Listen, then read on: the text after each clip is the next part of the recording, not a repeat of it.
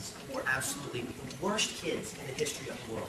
They lied. And stole. And smoked cigars. Even the girls. And talked dirty. And hit little kids. And took the name of the Lord. In this story, a rather dull man is given a new life by a small group of kids who turned an annual nativity play into the best Christmas pageant ever, a book by Barbara Robinson. The Herdmans. They were just so hard and awful, you could hardly believe they were real. Well, Imogen, Leroy. But and Gladys. I was all in the same group, Imogen Herdman, and what I did was stay out of the way. Mrs. Herdman worked double shifts at the shoe factory and wasn't home much, so the Herdmans looked after themselves. Ralph looked after Imogen, and Imogen looked after Leroy, and so on down the line. Big ones, little ones, everything in here. The meanest was Gladys. They figured they'd hang strict for hell. But on the way to the state penitentiary, until they got themselves mixed up with the church, my mother, for our Christmas pageant. Mother didn't expect to have to do anything except make me and my little brother Charlie be in it. we didn't want to. Father was. He didn't want to. I've seen the Christmas pageant. You haven't seen this year's Christmas pageant. Charlie's a shepherd this year. Charlie was a shepherd last year. No, I'm going to put on my bathrobe and sit by the fire. There's never anything different about the Christmas story. This year, Charlie's wearing your bathrobe. So that year, my father went to see his bathrobe. Mother said that was her contribution to the Christmas pageant, getting my father to go to it. But then she got stuck with the whole thing with Miss George Armstrong, who always ran the pageant. Every year. Exactly the same way. Every year. Fell and broke her leg. Our pageant, the script was standard.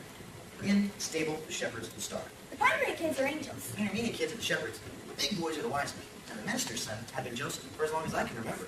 Alice Wimbledon is married because she is so smart, so neat, and most of all, so holy. The rest of us in the evening choir wound up going to hide. Because no one can sing. Well, here is your big chance. Why don't you cancel the pageant and show movies? I guess you think you're pretty funny, but the Christmas pageant is a tradition. I don't plan to do anything different. At school, someone put Leroy heard that our church gave out desserts after service. That's how the whole gang had been sitting in Sunday school and heard the announcement. We'll be starting rehearsal soon for our Christmas pageant. And next week we'll decide who plays the main role. Imogen dug me in the ribs. What's a pageant? It's a play. What's the play about? It's about Jesus. Everything here is. So I figured Imogen didn't care much about the Christmas pageant. But I was wrong. Next week, after church, we all filed in to the back 7 pews. Now this isn't going to take very long. My father said it better not take that long because he wanted to watch the football game. Now Mary and Joseph, the 3 wise men, and the angel of the Lord. They are very important parts. Mary is quiet, gentle, and kind.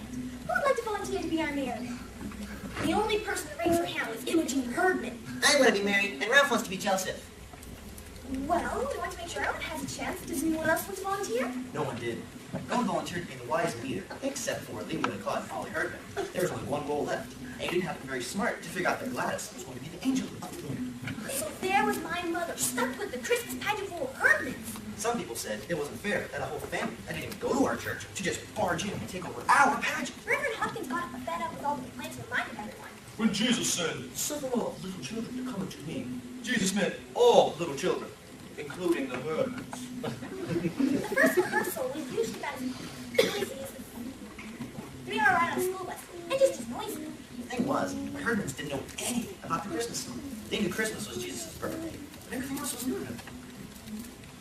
Hey, who are the shepherds? And where'd they come from? Mother said she better begin by reading a Christmas story from the Bible. I'm pretty sure the only thing the Herdmans ever read was Amazing Comics. Mary, being raped with child. Pregnant! That stirred things up, Alice whispered to me. I don't think it's very nice to say that Mary was pregnant. But she was. Shut up, I want to hear. Then my brother beat me. Not even for Jesus? Nobody knew the baby was going to turn out to be Jesus. I would have told him. What's the matter with Joseph and he didn't tell him? Her, pregnant and everything. The questions kept coming. Hey, that manger, is it like a bed? In the barn, Mary and Joseph had to use whatever there was. We put Gladys in a drawer. Mary and Joseph used a manger. A manger is a large wooden feeding trough for animals. What about clothes? What? You read about it. She wrapped him in wadded up clothes. Swaddling clothes. Long ago, people used to wrap their babies very tightly so they couldn't move. It made the babies feel cozy and comfortable. You mean they tied him up and put him in a feed box? Where was the child welfare? The child welfare was always checking up on her own. I bet if the child child welfare had ever found Gladys all tied up in a drawer, they'd have done something about it. And lo, the angel of the Lord came upon him, and the glory of the Lord shone around him. Shazam! And the black and night with horrible vengeance. The mighty, marvelous. I don't know what you're talking about, Gladys. This is the angel of the Lord who came to the shepherds in the field. I know. Hey, in the black and night. Yeah, well, in a way. Mother never read amazing comics. Well, I had a set back then. Look, Sass. This was at least one part of the Christmas story that made sense to her. Now, when Jesus was born, behold, there came 3 wise men from the east. Were they like President of the United States? Why, that's very those. Actually, they were kings. About time. Maybe they'll tell that innkeeper where to get off and get the baby out of the barn. They saw the young child with Mary and fell down and worshipped him, and presented him with gifts, gold, frankincense, and myrrh, What's that stuff? precious oil. Oil? What kind of cheap king hands out oil as a present? He and Herod, Herman's never heard of him either. Was it him who sent the crummy presents? It was worse that he had planned to put the baby Jesus to death. He just got bored already. You're out to kill him. We don't show Herod on Pageant. They all got mad. The herdmans wanted someone to be King Herod so they could beat up on him. They left the rehearsal arguing. When we got home, my father wanted to hear all about it. Well, just suppose you never heard the Christmas story and didn't know anything about it. And then someone told it to you. What would you think? Well, I guess I would think it was pretty disgraceful they couldn't find any room for a pregnant woman. Exactly. It's perfectly disgraceful. It's clear to me that deep down the children have some good instincts after all. According to you, their chief instinct was to burn Herod alive. No, their chief instinct was to get Mary and the baby out of line. On the night of the pageant. Never once gone through the whole thing. I don't know what's going to happen. Maybe the first Christmas pageant in history, where Joseph and the wise men get in a fight, and Mary runs away with the baby.